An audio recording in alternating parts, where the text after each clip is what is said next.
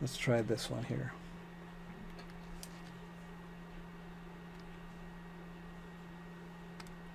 It's a crazy foreshortened pose. Okay, so got this. Got this. This is a straight. See, because I'm looking at this and it's just like straight down.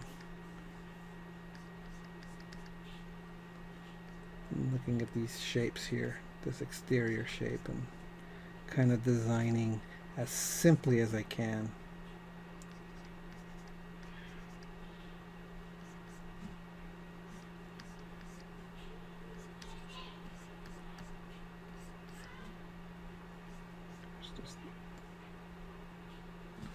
What's this shape doing?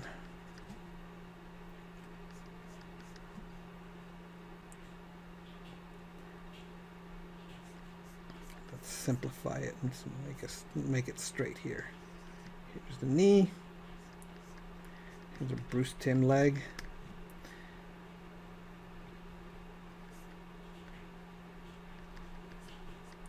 Crotch. Here's this knee here, and the leg goes here. Boom.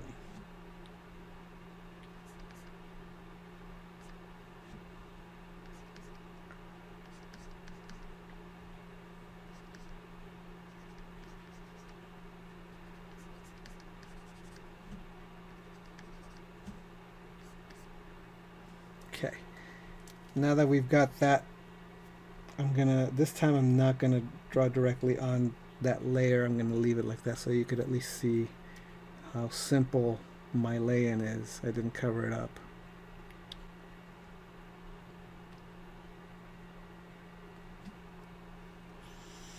And now, I was just drawing this top of the hair here just to give me a guide, and here's that. Then there's the brow line, the nose,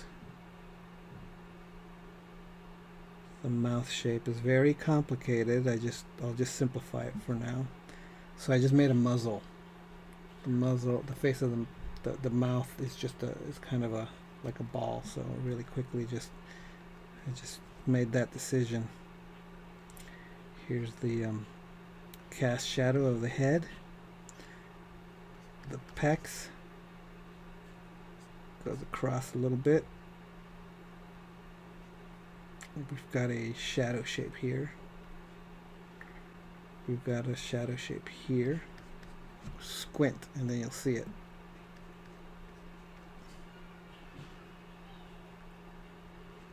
This shadow shape is doing this.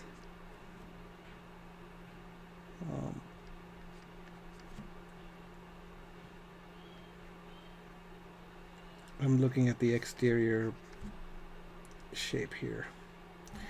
This very minor, but here we've got a shadow.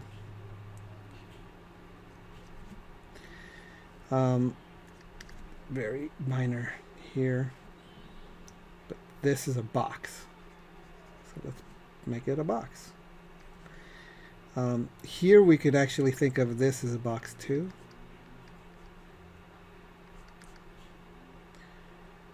And then a kind of like a ball. But it's going the other way, so I kind of want to do this.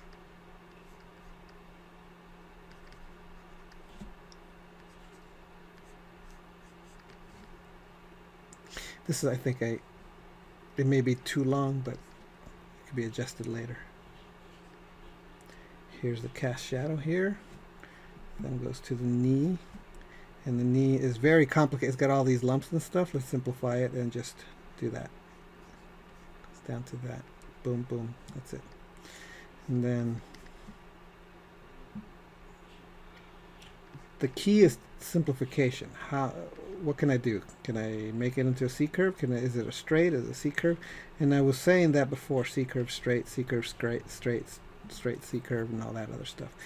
Here's this shadow shape here. This is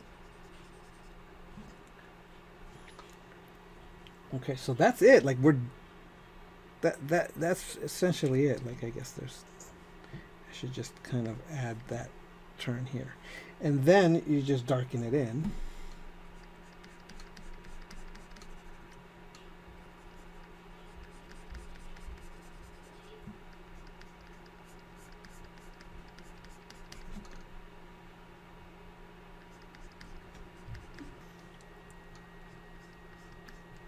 All right, so, and then you just darken this in here.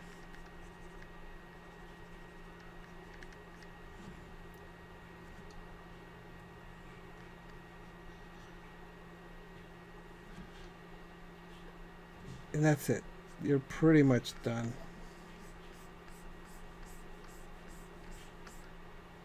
The idea here is not to have the most perfect um, uh, drawing of figure drawing. What you're basically doing is you're just trying to find the shapes that make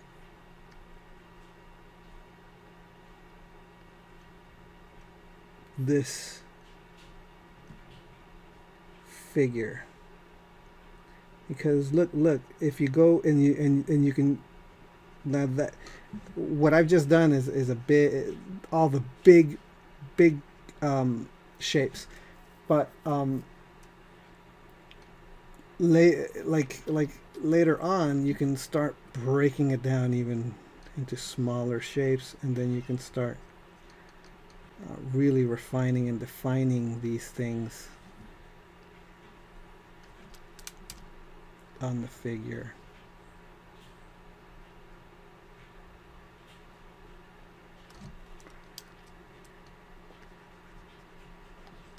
But at first, what you just kind of want is the gist of of the shadow shapes. And the more you do these, the more you're going to notice recurring shadow shapes, recurring themes in specific parts of the body, and that means that what will happen is that when that occurs, when you're gonna notice that the recurring themes, when you start doing imaginative drawings, you're gonna be like, oh yeah, I remember the actual shape that tends to do in the pecs or in the stomach or in the face. It looks like this usually, and then you're gonna do it, and because it from having observed it yourself, it'll be easier to break down, especially since what we're doing right here is very simple, very graphic. It works really well with cartoons once you've got this whole graphic thing down. But eventually, we can start doing a little bit with a little bit more time. I've been taking a lot of time to do this. The proportions are a little off. It's okay for now for the proportions to be off. You're not trying to be perfect. It's a bit of a gesture drawing. Try not to spend more than, say, 5 minutes on any of these. It should be fairly quick. You should be wanting to, have a timer on yourself. If you don't get through the whole thing, that's okay. Move on to the next thing. The idea is mileage. What you want is repetition. Do the same thing over and over and over as often as possible, so that it's kind of like the faces. The more you do, the more you can make adjustments on yourself and discover things that you could pivot and learn faster by doing more, as much as as much as you can, than by only doing one for a very long time. The more you do, the the better you're going to get faster than by just doing one perfect, because you want to mess up and pivot as much as possible. Like, oh, this is not working, I'm going to try this next time. And you learn faster that way than doing one perfect one every single, like, oh, you erase, oh no, this is not, oh, this is not working, oh, I'm gonna this is not working, and then you're erasing and just keep going, keep going. Oh, I ran out of time already, let's move on, let's do the next one. And then little by little you're going to get faster and faster.